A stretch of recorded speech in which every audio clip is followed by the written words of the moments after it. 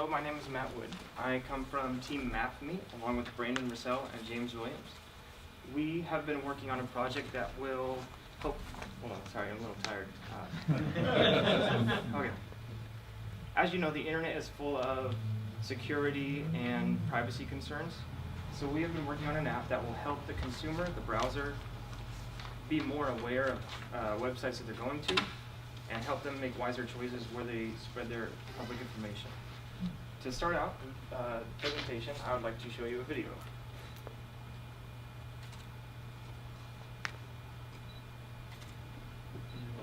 Oh, no audio.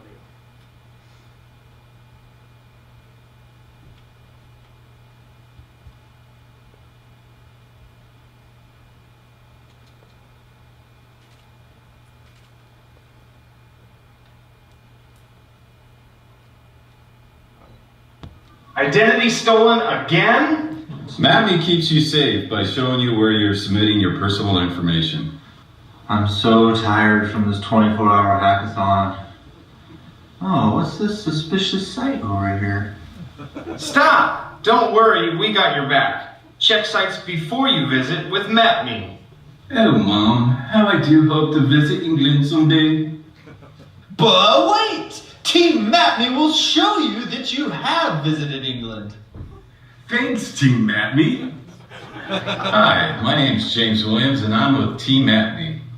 You may be asking, why would you care about Mapme?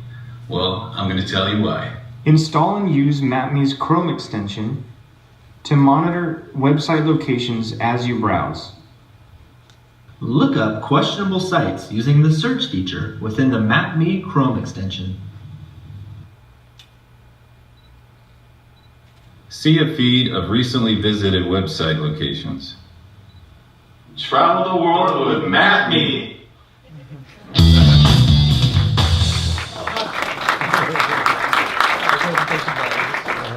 Thank you. So, one sec, sorry.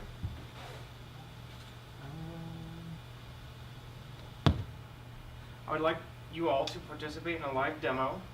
As you know, these live demos sometimes don't go as planned, but it's worth a shot. So I'd like to invite you all to open your mobile phones to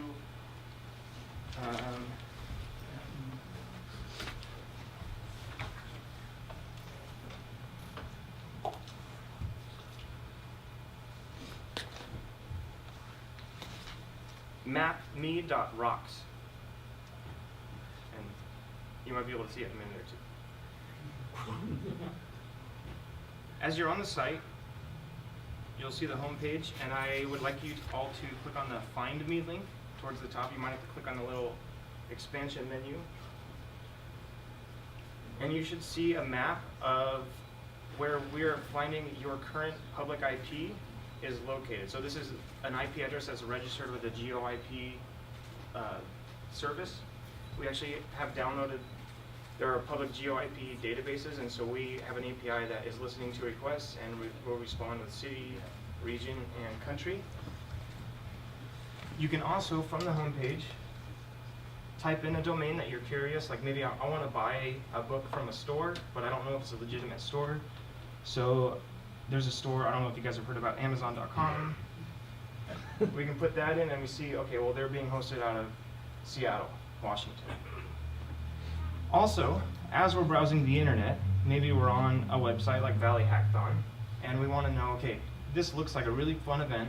I want to know if it's legit. Maybe they're some like a foreign website and they just want my personal information. So I can click on my Chrome extension and see, okay, well, this is hosted locally, San Francisco, California.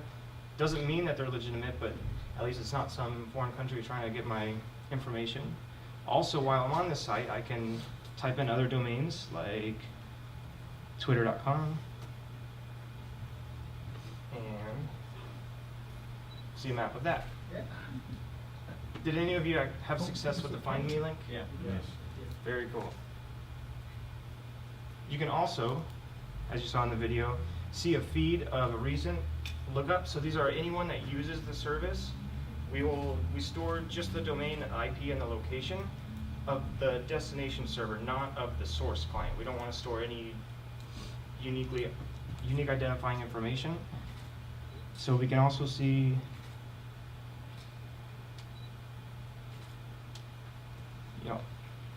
we've been doing several searches in the last 24 hours, so these are a lot of the searches over that time. You can see we've been on websites almost all over the world. So, From me on. That's time on presentation. Questions from the judges. So when I look up a domain, are you looking at the physical location the company the registered domain is in, or are you looking at the IP of the server that hosts the site? the IP, not the registration address of the domain name. You can also look up just an IP address, and we're looking in a GeoIP database, which is updated by IP registries like IANA, ARIN. Because it wouldn't be shocking if Valley Hackathon was hosted by a hosting company that has its domains located in London or something. Absolutely. Right, it's big geographic. Yeah. So yeah, the IP ranges are usually registered to a region, and we're looking at that information. How else, other than the location, do you think you could help a user figure out if the website's legitimate or not?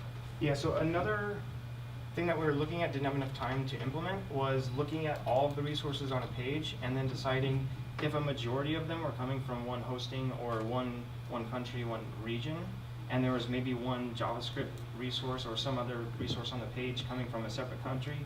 It might be possible that someone injected some JavaScript code or something like that. I mean, it's just, we could flag warnings. We also wanted to do some notifications based on, if you put in a country list, you might receive notifications, warnings that one of the resources on the page is from that country. And that is time on questions. Thank you.